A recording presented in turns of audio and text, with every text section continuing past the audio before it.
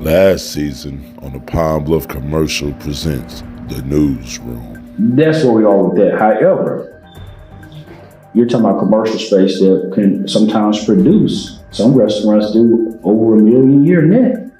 So it's about the density.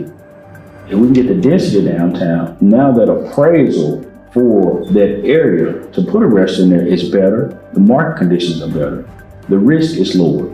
I think we have a ton of talent here at Chapel. A little bit too early to tell exactly how deep we'll be, but I know we're going to have some kids that can get it done on both sides of the football. Have a ton of talent there. We have individuals who allegedly commit a crime. They have rights upon incarceration.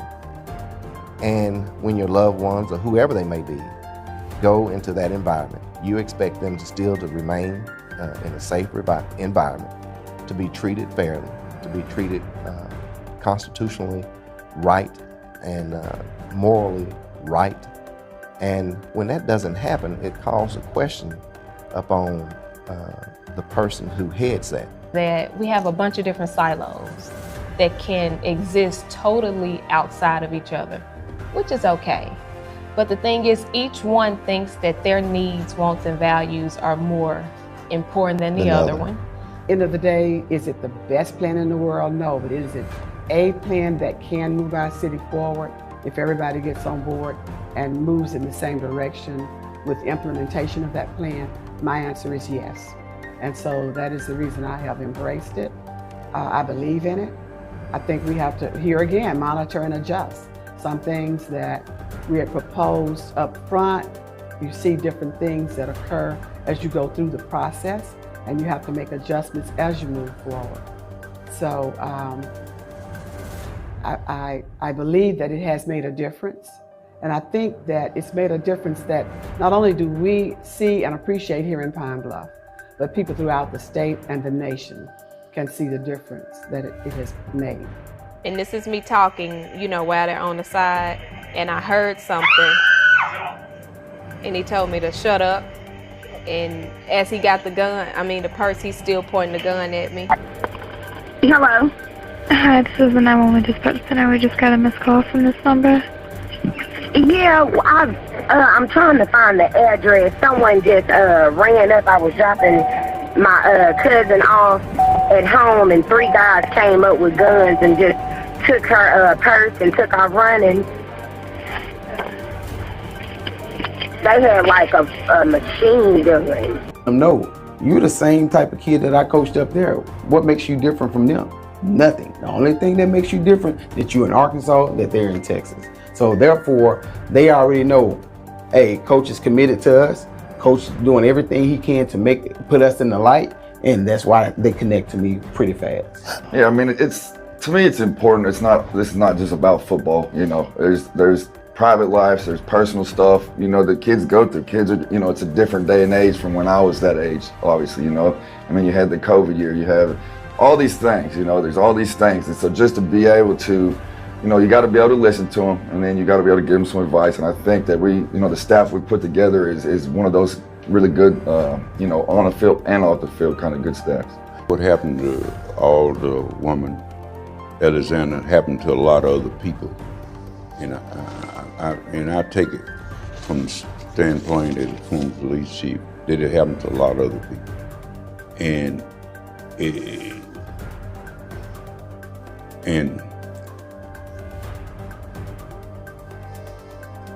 people feel that all the time.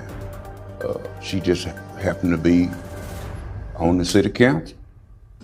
I think that's a failure from the word go. You're not going to find a smart investor that's going to invest $1 million to build housing a half a block because you donate the land, that you bought. You donate the land. I'm gonna invest my money a half a block away from a railroad track. I say to you, they told us 6 months ago that they think they got an investor. They have not popped up yet. So what I would say is, until I'm not in place, then work with me as the leader, and whoever's in place after me, work with them too. So I do appreciate that feedback, and I think I've grown from it. I also appreciate the feedback of so many others who are in support of me and in support of the district. So maybe in a less public way, but yeah, in a less public way. They didn't make it into the newspaper. Absolutely. So there have been some tough decisions made, but I think that everything that we have been able to do is has built upon bringing in additional revenue. I consider myself different from a lot of politicians because I'm not a politician. I don't want to be a politician. I was elected as a public servant to serve the people, and that's what I've done. I love helping people, and God knows we got people all over this county that need help.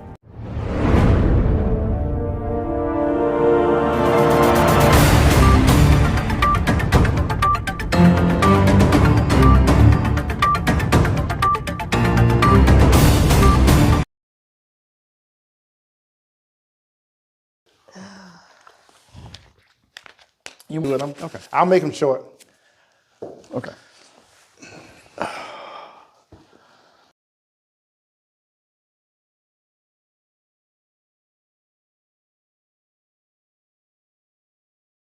Okay. Welcome everyone to another segment of the Newsroom. We have Joni Alexander Robinson today. This is our first one for 2023. Nice to have you. Nice to see you back. It's good to be back. Did you have nice holidays? I did. I relaxed. Wasn't a lot going on. You know, city government is pretty laxed at the end of the year as well. So it was a few little things going on behind the scenes, but we were able to get to the budget. So I was surprised at that. I thought that was going to be pushed into the new year just to avoid some of what happened before the end of the new year. I feel like maybe that was the original intent, and it was no need to do that. You know, you can always count your votes. So. Yeah. I guess, is it law that you have to have it before the year starts, or do you have until? It's your fiscal year, so I think for the city of Pine Bluff is before February 1st. Okay. Yeah. Okay, so they could have pushed that into January if they wanted to. Yeah. Well, if this were a series, part two, we would have left on a bit of a cliffhanger. You had been robbed at gunpoint and shots were fired. And when we talked, it had been months, I guess, since that happened, and the police had never contacted you. Has anybody ever contacted you about that? No. No. So does that mean we just let armed robbery with shots fired just go by the by in this town? That could be a possibility, or maybe just armed robbery with certain people that's involved with it. Everything or lead that has been discovered in that case was discovered by someone on my end. Not by the police? No. Every detail that they have when it comes to names and their whereabouts have been from someone on my end, mainly my husband. Now, they did arrest one person. What is that person's status? Is he in jail awaiting trial? Is set for February the 7th. But that person also, me and Gerald pointed out as they were walking by him on the porch. Right, I remember that. Yeah. That guy right there sitting on his porch. Yeah. So 2 are still out. I think I saw one about 2 weeks ago, and I called a deputy chief and let them know, gave them the car and the license plate number, and I don't know what came of that.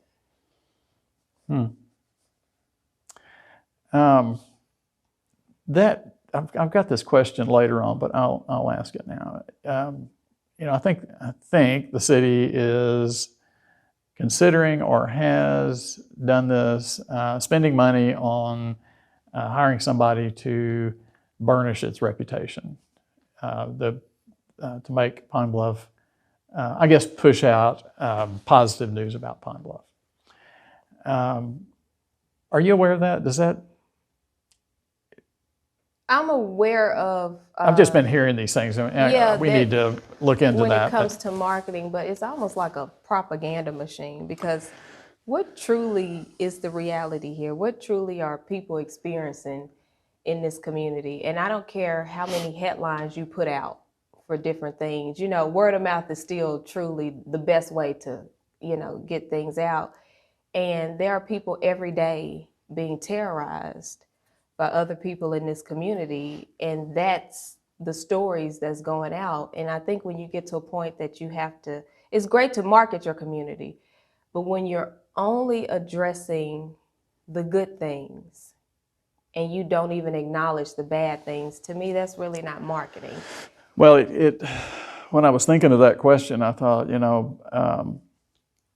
when we had UAPB's homecoming, and this has nothing to do with the institution UAPB, but all of the after parties. And you and I actually talked, I remember now. You were somewhere, but you did not go downtown because you did not feel it was safe. And there were some shots fired, and a couple of people were hit.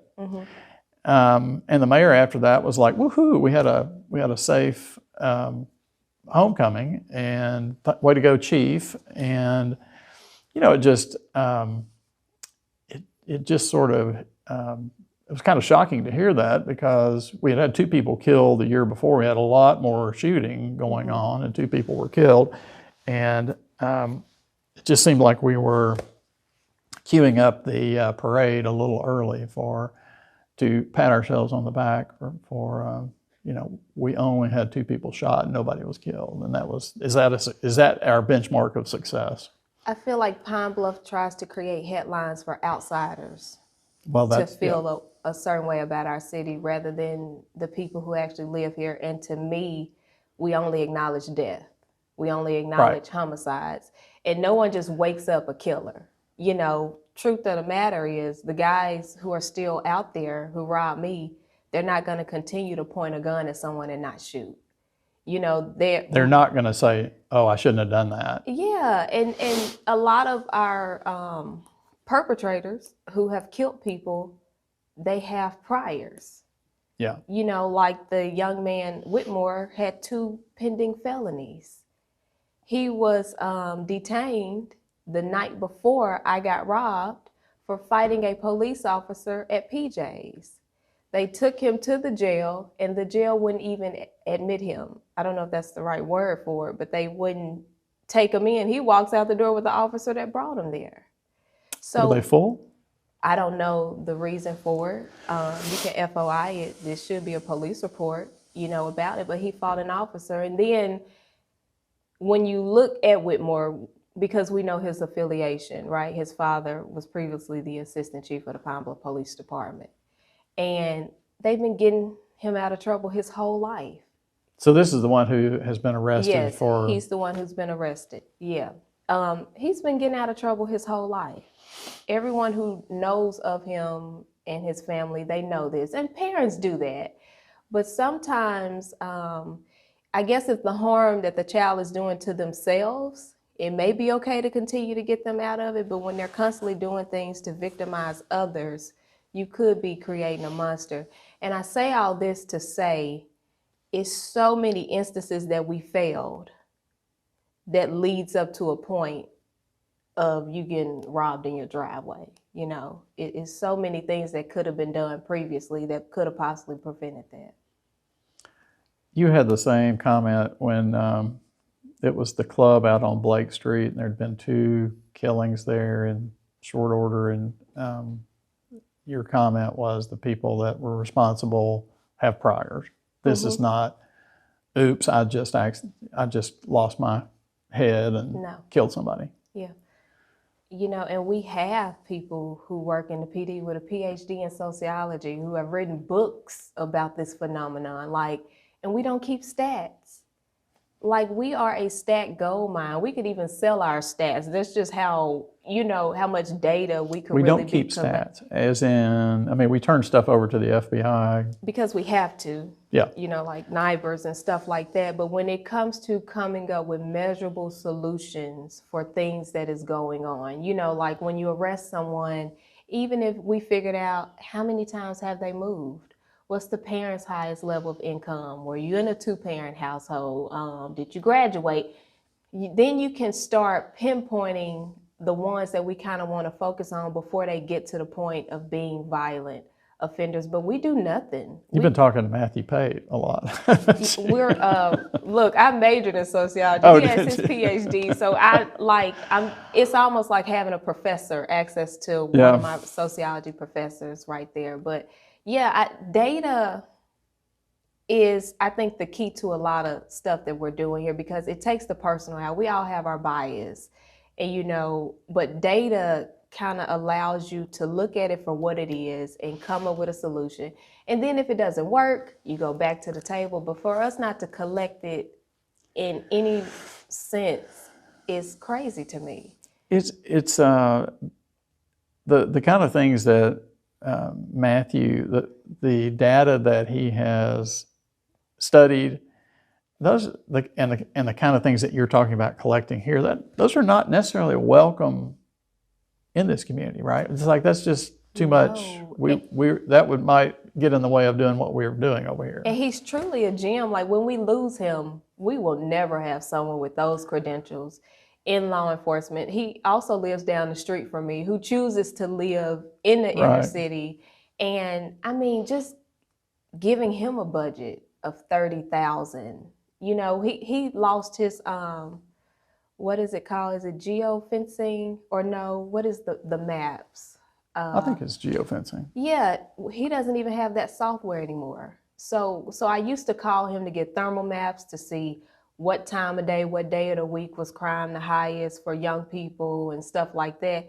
He doesn't have that type of software anymore. But you mean to tell me we can set $500,000 aside to create a position for the juvenile court and put it under our police department that's housed at the library to sit a salary aside for 5 years when it's not even a city position, when we already have a human being that's capable of doing it, and it wouldn't have cost anywhere near that. Go into detail now. I know you and I have talked about that.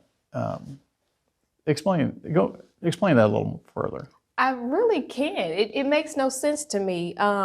So I think Judge Brown and the sheriff's office had grip. Yeah. And I wanted to say. And they lost it. Yes, and they were initially given $345,000 approximately, around that number, and they didn't receive any additional federal funding that they were banking on. Right. So they came to the city, and we decided, and I use we very loosely, I think me and Brown Sr. were the only no vote, but we decided to secure a position for 5 years under the police department that's going to be like a community connections person.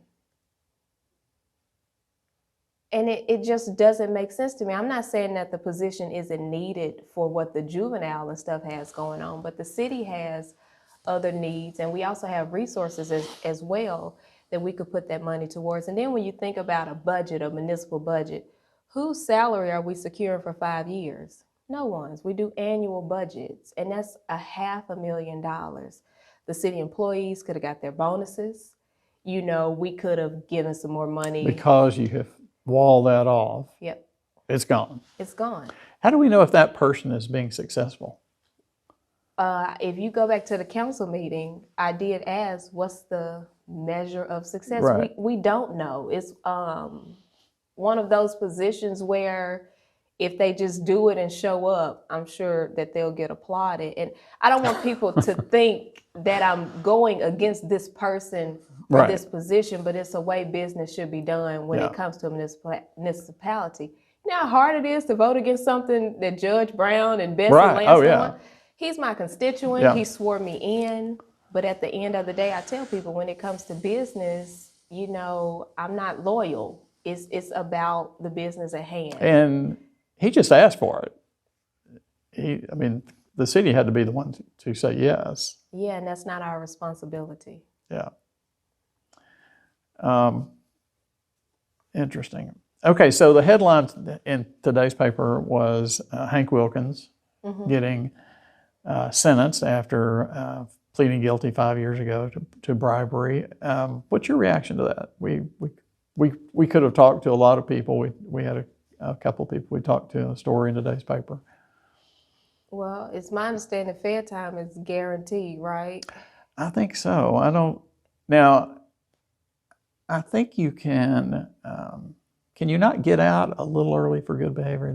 It's not like the state where you can. No, but I say that to say I think they gave him the minimum of Okay. whatever He could have gotten 5 years and $250,000. Yeah. And I think it was 1 year and a day.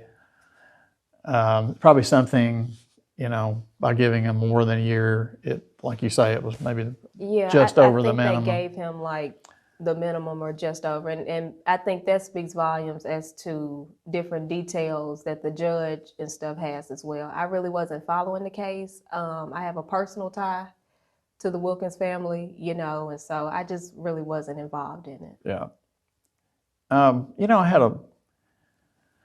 had quite a few people calling me and saying, why hasn't he been sentenced yet? What is the Wilkins name mean in Pine Bluff? Does his action, does that taint that name?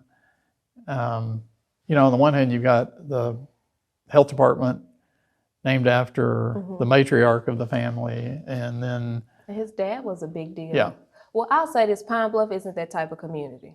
I like that about them, and sometimes I don't like that about them. Pine Bluff is a second chance community. We've always been that way, and I think people deserve a second chance. I think he's going to do his time. We gave Jack Foster a second chance and created a monster, but I don't see it going that way with this situation. Yeah. I think this is a different type of person. But no, I don't think the community, I think just the normal people you would assume that would disassociate probably because they wanted to anyway, and now this is a reason. I think, that's going to happen. But as a community, no. It kind of goes against the grain of really the cancel culture nowadays. It's like, you messed up, we're going to draw a line through your name, but that doesn't seem to be the case. I thought Representative Flowers had nice things to say today. The Delta is, I always say, whatever happens in the rest of the United States, Arkansas is going to, get there like 10 years later. So cancel culture really isn't a big thing here like it is in more progressive states. Yeah. Yeah. And Pine Bluff is a small knit community. So. Yeah, and their roots run deep. Mm-hmm. And they've done some wonderful things, and he made a mistake and he's doing the time for it. Yeah. So. The last city council meeting of the year, I don't know, Eplunus, you were on vacation, I think, so I ended up covering that meeting. And, as some of that was going on, I remember looking at you and you were looking at me, and it was like sort of a shaking your head moment of there's a lot of angst on that council. And I'll say this because years ago, that's all they were, is angst. But it seems to be over the go forward issue. And we talked about go forward quite a bit. I'll try not to rehash that, but it's a pretty sturdy 4-4. Now, it won't be 4-4 going forward, I don't think, but there's some alliances on that. Half of the council just cannot abide go forward, and the other half seems to be okay with it. Is there a resolution to those disagreements? I mean, even if it's 6-2, I guess it won't really matter, but going forward. But those issues run deep. I could see it on the faces of the council members, and I could hear it with Glenn Brown Sr., who spoke quite lengthy about how much he did not like that situation. Was that a question? I don't know if that was a question. I'm trying to make a question out of it. So, like you said, it's 6-2 now. Yeah. With the vote. It's always going to be an issue due to the lack of accountability. For me, that's what it was. Lack of results. And it's like, when do you hold their feet to the fire? When do you make them have to go above and beyond as we make others do to get the support of the council? And it's something, Byron, to see, and it's kind of insulting to the position as well, that The only time we have a actual debate is when go forward comes up.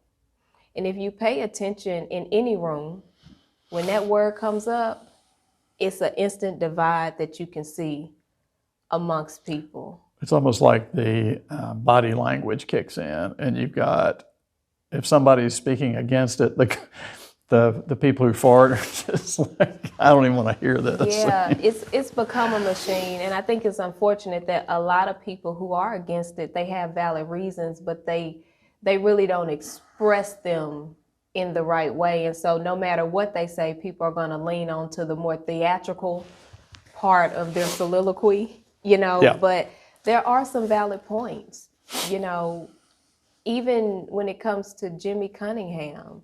That made no sense to me. When Whitfield made the motion about urban renewal, y'all say we aren't paying salaries, so we're not taking money out of anyone's pocket. Urban renewal had a line item for downtown development. Why can't we give them this money?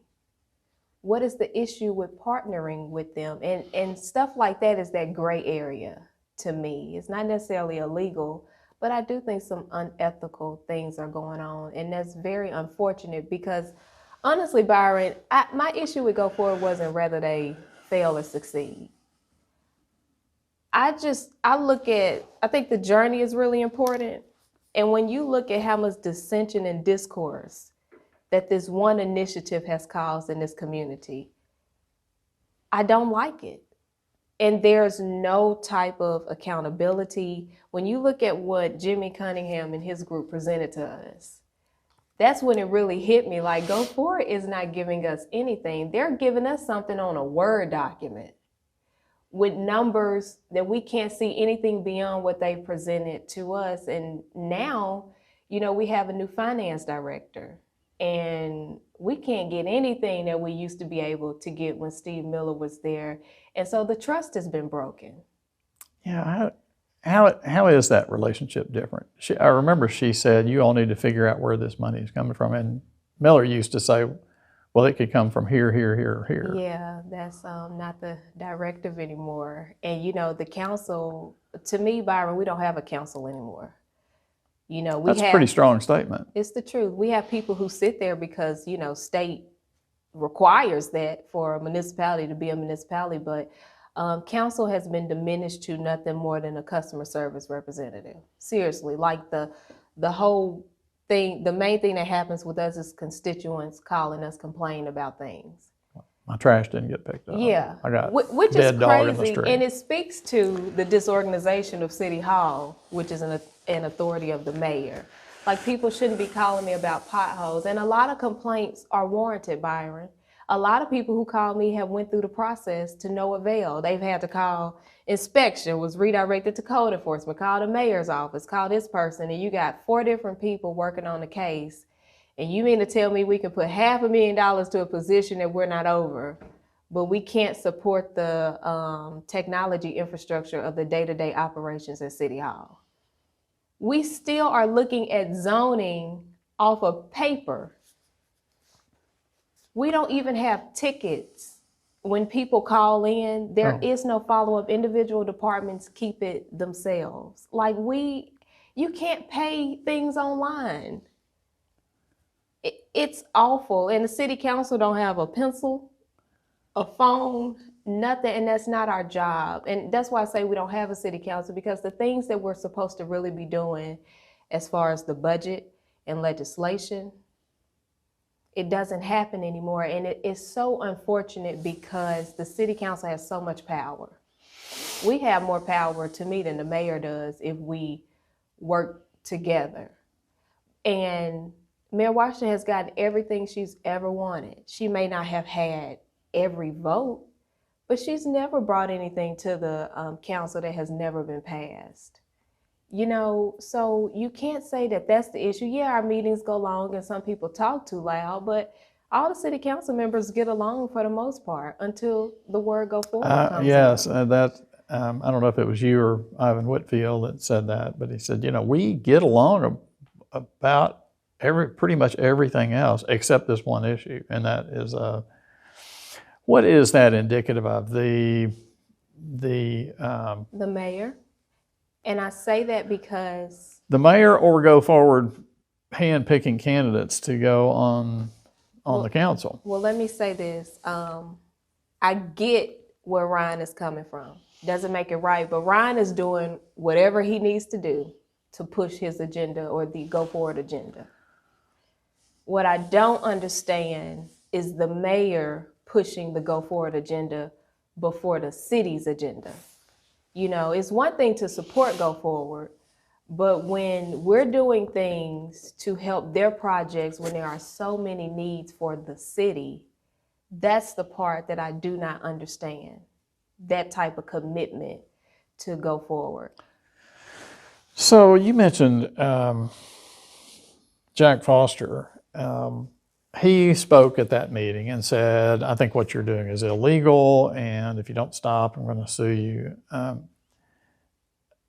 He's got a track record of some success in the courts when it comes to things like this. Do you think the city is on shaky legal ground by collecting this tax and just automatically giving it to a nonprofit? Let me tell you why I think that we are. You know, we've had some issues with Parks and Rec, right? Yeah. So Whitfield and I... Just hit the pause button there. Go into a couple of those, because he has reported on that, but I'm not sure what the status is. You're talking about the golf course? Go-kart rentals, paying off personal debt. Go-kart rental? Golf cart. Golf cart. Golf cart rentals, paying off personal debt. There have been some line items that we've put money in that have been zeroed out, and the money wasn't spent on what we put there. And is an audit going to check that? Well, the city has a LEG audit, which is a legislative audit every year. That's the most basic audit you can have. And so as a council member, our authority is legislation. So I'm trying to figure out what controls are in place that are not picking up these discrepancies with the budget, that's not catching these misappropriation of funds, you know? So and didn't the city attorney say she was trying to recoup some of that? Yes, because we paid off a personal debt. Oops. Yeah, so Whitfield and I, because we've had an internal control audit before, but it didn't really catch anything. I think, they're now Forvis, they did it previously. And so Whitfield and I reached out to some auditors and some accountants to get language to really catch the things that we're looking for. And we sent it to the mayor's office and nothing happened. Mm-hmm. So I called William and he said, oh, we posted it and it closed. Nobody said anything. So I'm calling different auditors like, did y'all ever see it? They're like, no, we didn't see it. So we get it again and we go to send it back to the mayor's office. I get a call from the municipal league. They have their attorneys in the room. You know, that's a pretty serious phone call. Yeah. And it's been sold to them that Whitfield and I were basically trying to stage a coup and create a position with in the city to undermine the mayor. And so I explained to them what was going on and they understood, and they did offer some recommendations of 2 lines we should change. We did that, sent it to the mayor's office. I get one of the auditors that calls me and says, is this the RFQ y'all meant to put out? And he showed it to me. Byron, it was completely different. Not words that have been changed. It was a completely different document. And what got me, I was too upset to call the mayor's office, so I asked Whitfield if he could call and get an understanding. They lied and said they submitted what was presented to them.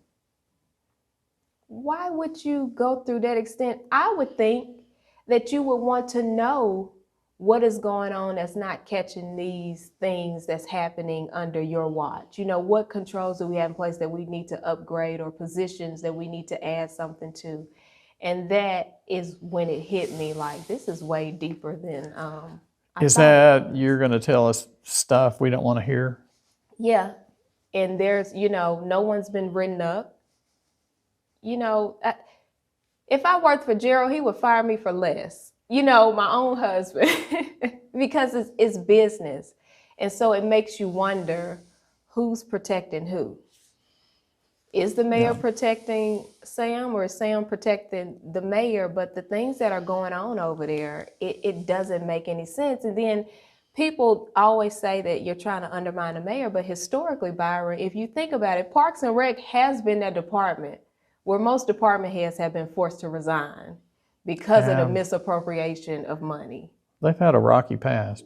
Always. So didn't that used to be its own commission? It did used to have its own commission. That's when they really. Yeah.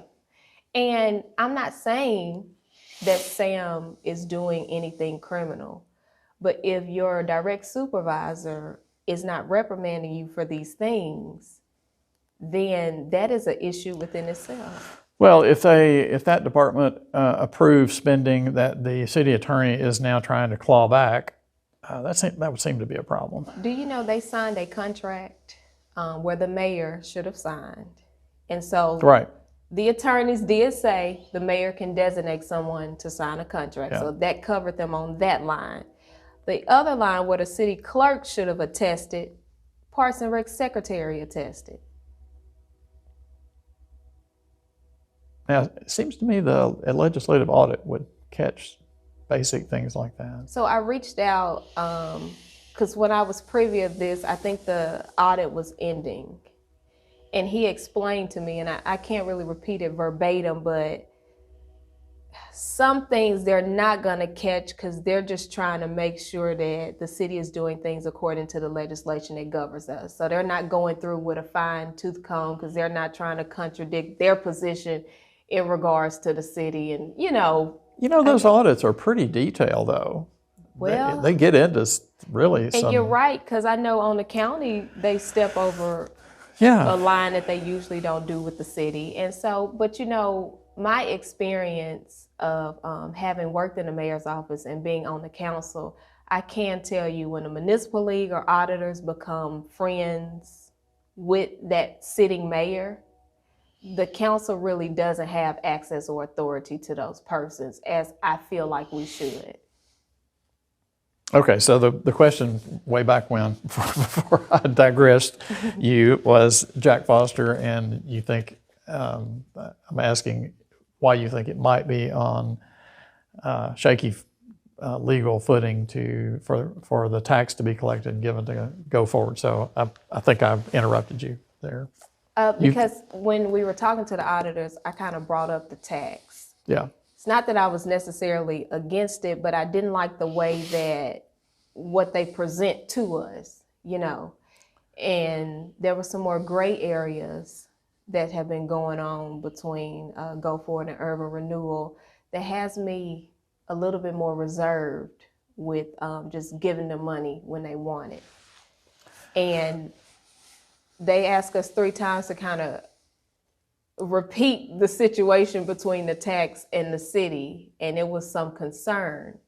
And I feel like those are things that I would want to get something in writing to see how to fix that relationship to make sure that everything is legal. Because Byron, when you think about it, I sit on the board at United Way. When we're giving Go Forward $60,000, and I know United Way is? Yeah, we gave them $60,000 for the Atlas program.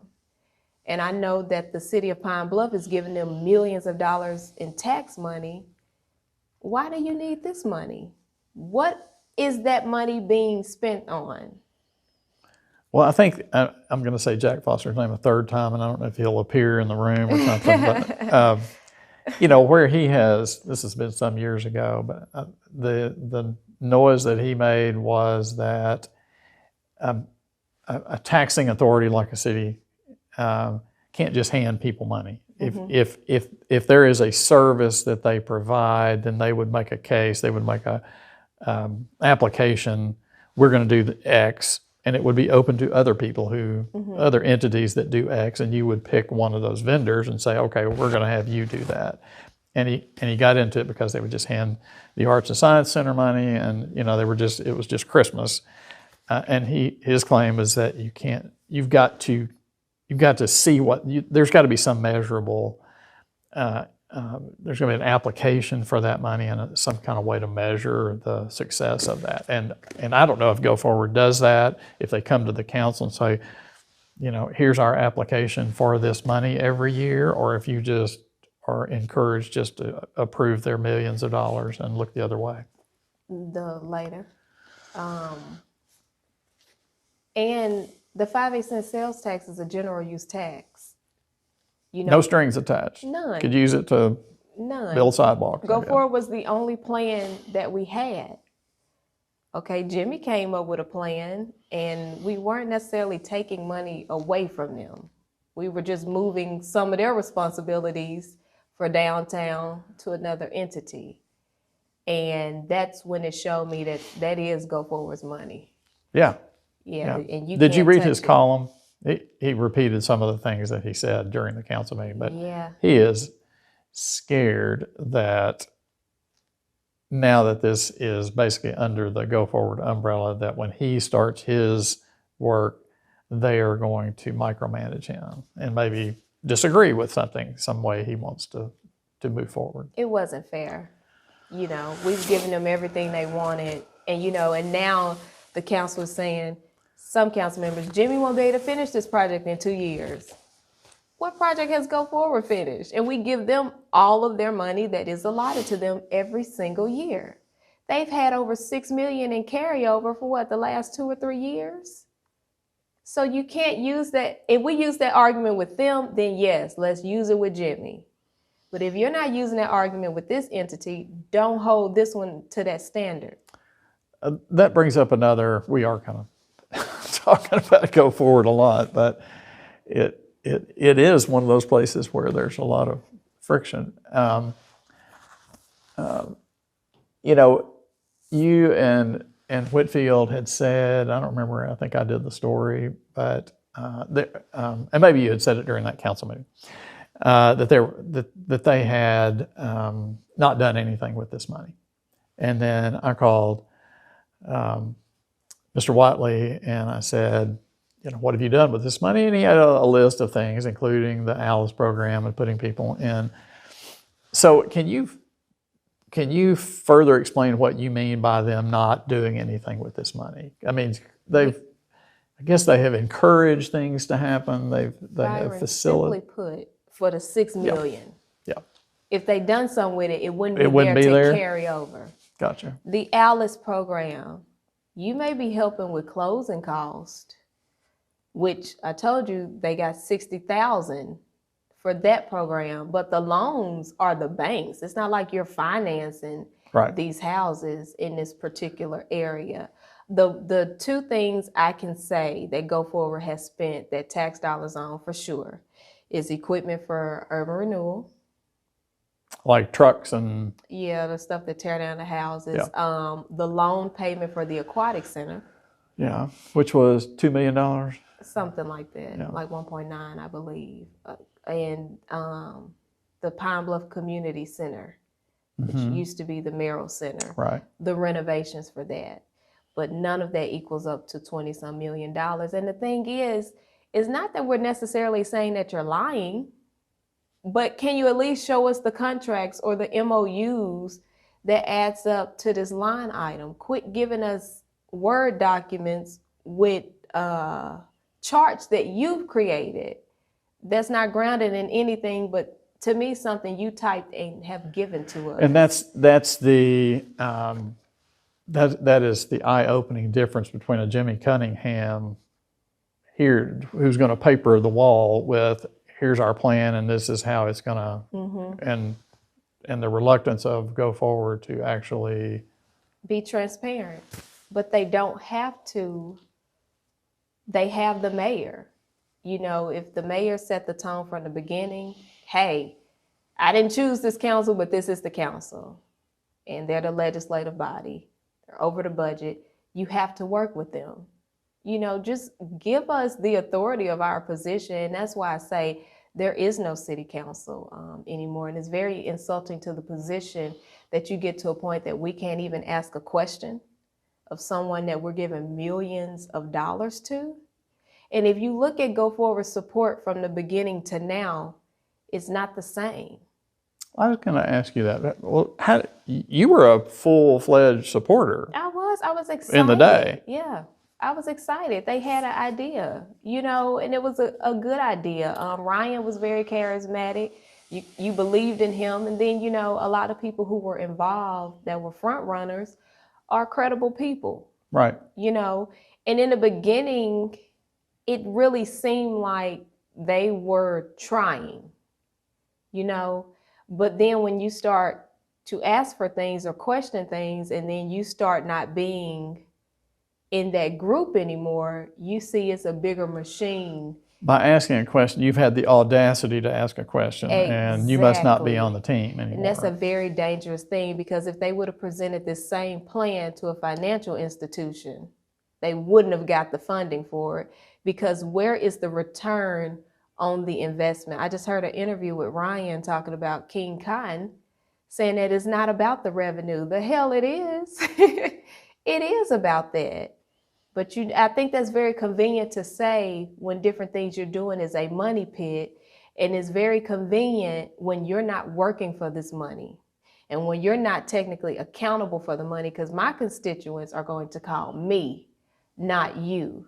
So it's kind of like you've been put in a position with millions of dollars. That doesn't happen, And King Cotton, when Creed was doing it, he had over 200 volunteers. So they made money. You know why it's not making money, Byron? Everybody is on payroll. So yeah, we want to ask questions like this. Well, it's the sustainability. If it's not about revenue, then do we have to have go forward like to eternity to keep paying for these things? Because at some point, the template is we will give you money for that project, and we will give it to you a second year, and we're going to give you half of it the third year. And after the third year, you're on your own. Mm-hmm. And that's you should be flying by then. Mm-hmm. And if you're not flying by then it's not a viable thing. It's funny because that was kind of my timeline with them. I was a huge supporter, and then when we found out about the $6 million, because they were keeping it kind of hush-hush. Oh, they were? Yeah. So when we found out about it. It's not on the financials that you all see?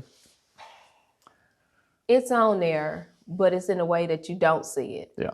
Yeah, but it was caught in page 37.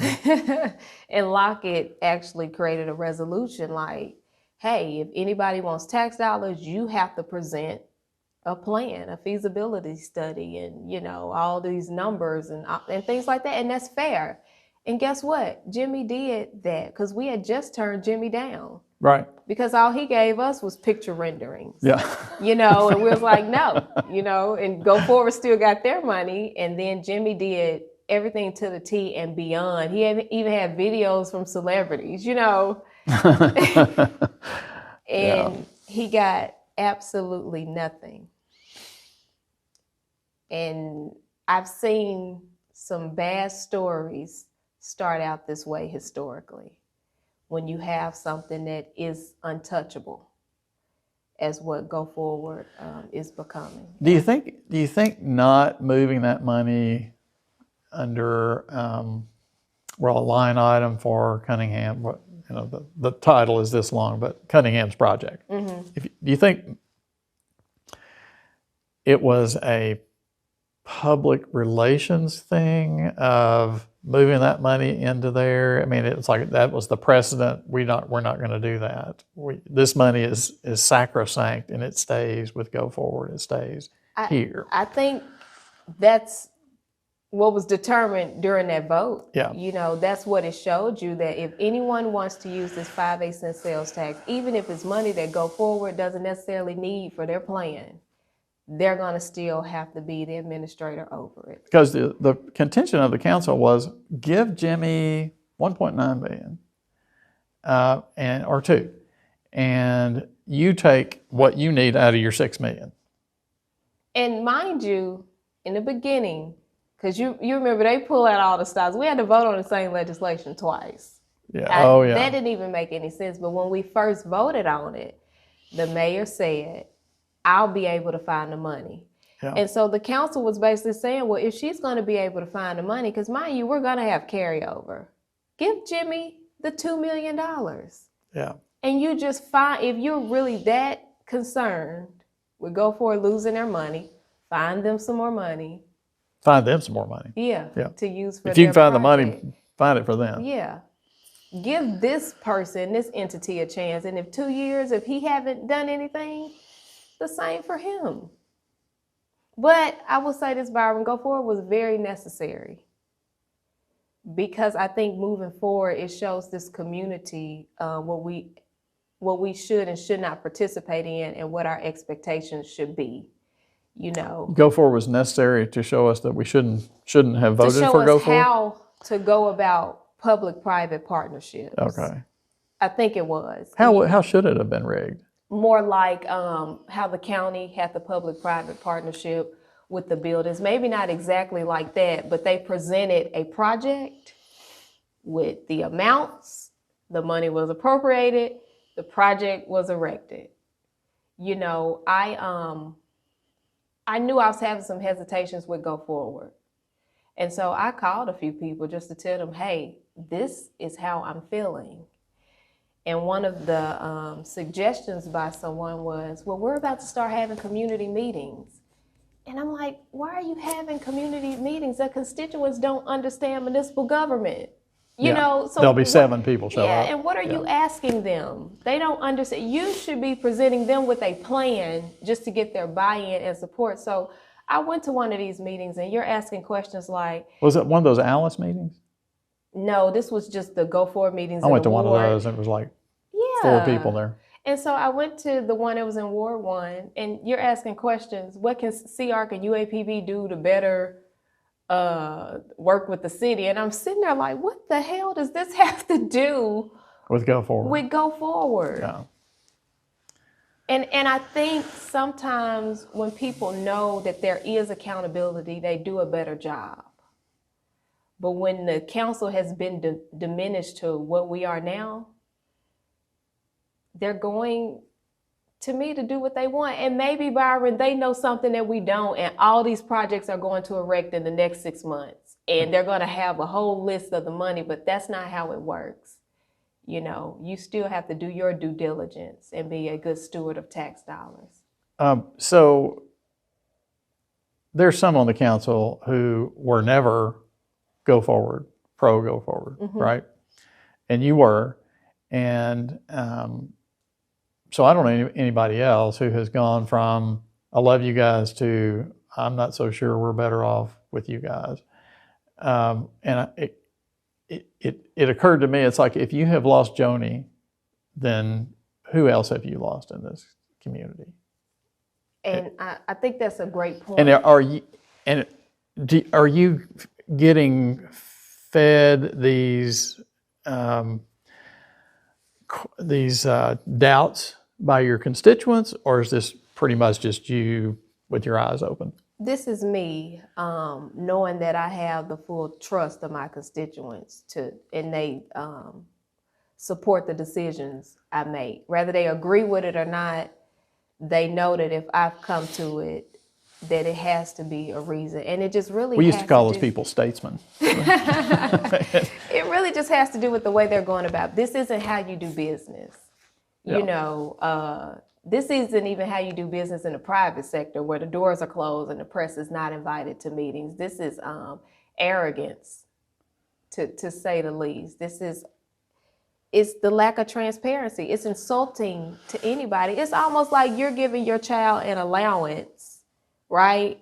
And they never clean their room. And then the child starts forcing you to give them allowance. And it's like, wait, how did this dynamic change? And you can't question the kid anymore. What have you done to earn this? And the child's like, you can't ask me that. I'm here, you know, and it's just unfortunate.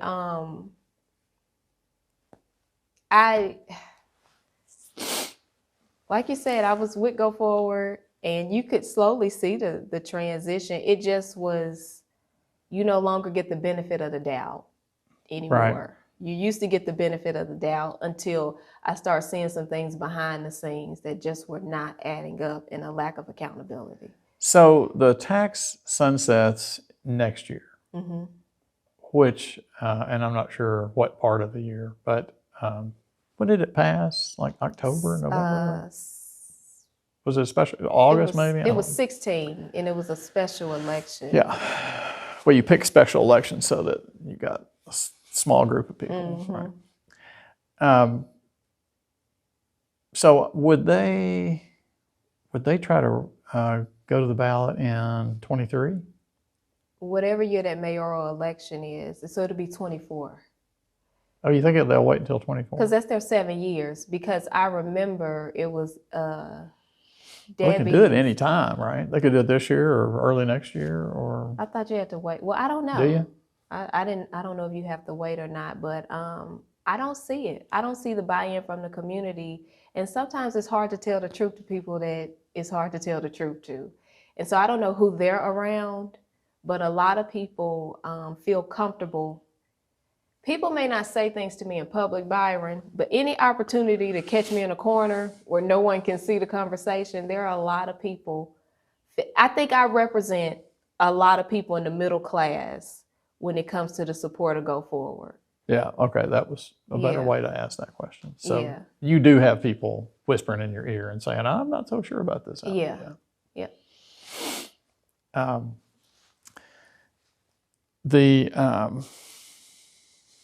I do have other questions here. So we've talked about Ivan Whitfield a little bit. We actually are going to do one of these segments with him this afternoon, but he told us that he would support you for a run for mayor and would be your campaign manager. I don't know if that's a good thing or a bad thing. I don't know what kind of a campaign manager he might turn out to be, but does a run for mayor, is that anywhere in your on your bucket list, or are you thinking about it, or is that a possibility? It's something because... And I ask that question because you have a lot of frustration with how things are rolling today, and usually that means the next step is, and I know what's wrong and I can fix it. I'll say this. I've never said mayor out of my mouth, but I find it quite fascinating how many people say it to me. Like I've never seen that happen like that before. And it's a constant reminder that this is my city and my people. And I feel that if I ever wanted to run, I wouldn't have an issue getting it. You know, Byron, I think I can beat everybody. I married my only competition. So everyone else, I really think that what's from the heart reaches the heart. And like I said earlier, whether a person agrees or disagrees with my decision, they at least know I'm coming from a place that I can explain it or elaborate on it. But I will tell you, I'm never going to say what I'm not going to do. Right. But that's the furthest thing from my mind right now. Pine Bluff, this isn't my season to lead it. Pine Bluff is going to have to come to terms with some things that it has going on and some things that it's participating in.